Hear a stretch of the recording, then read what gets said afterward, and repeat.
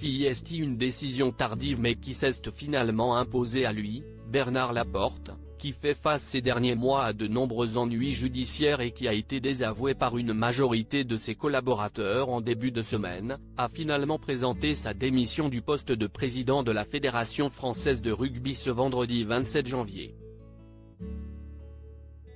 Une décision qui intervient après que Patrick Buisson, le candidat présenté par Bernard Laporte pour lui succéder, a été rejeté à la majorité par l'ensemble des dirigeants de la fédération, 51% des voix, et qui a finalement été prise ce jeudi soir, lors d'un rassemblement du bureau fédéral qui s'est largement éternisé. Ce vendredi matin, à l'issue d'une nouvelle réunion à laquelle Amélie Oudéa-Castéra, la ministre des Sports, a participé, tout a finalement été officialisé. Celle-ci a notamment confirmé la démission de Bernard Laporte et renouvelé sa confiance dans les différents membres de la fédération, qui vont devoir relever de lourds défis ces prochains mois. J'ai confiance dans le fait que ces échanges permettront de trouver un chemin pour stabiliser rapidement une gouvernance claire et légitime, tout en continuant à préparer efficacement et sereinement, tant sur le plan sportif qu'organisationnel, la Coupe du Monde 2023 que notre pays a l'honneur d'accueillir, a-t-elle notamment déclaré. Les ennuis ne sont pas finis. Une Coupe du Monde de plus en plus proche, 8 septembre, 28 octobre prochain, qui oblige en effet la fédération à retrouver rapidement un nouveau président.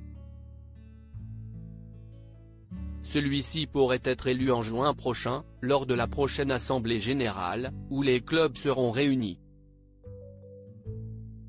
Pour le moment, en tout cas, c'est un président intérimaire qui va être rapidement choisi et assurera toutes les fonctions de ce poste capital. Bernard Laporte quant à lui devrait retrouver le calme de sa famille, père de jumeaux issus d'une première union, il est désormais marié avec Manon, une avocate et femme politique. Il faut dire que ces dernières semaines ont été compliquées, jugé le 13 décembre pour prise illégale d'intérêt, abus de biens sociaux, corruption et recel d'abus de biens sociaux, il a été condamné à 2 ans de prison avec sursis, 75 000 € d'amende et 2 ans d'interdiction d'exercer toute fonction en rapport avec le rugby. S'il a fait appel de cette décision, et attend donc un nouveau procès, il a une nouvelle fois été placé en garde à vue ces derniers jours dans une affaire de fraude fiscale aggravée pour laquelle il n'a pas été mis en examen pour le moment. Bernard Laporte reste présumé innocent des faits qui lui sont reprochés jusqu'au jugement définitif de ces affaires.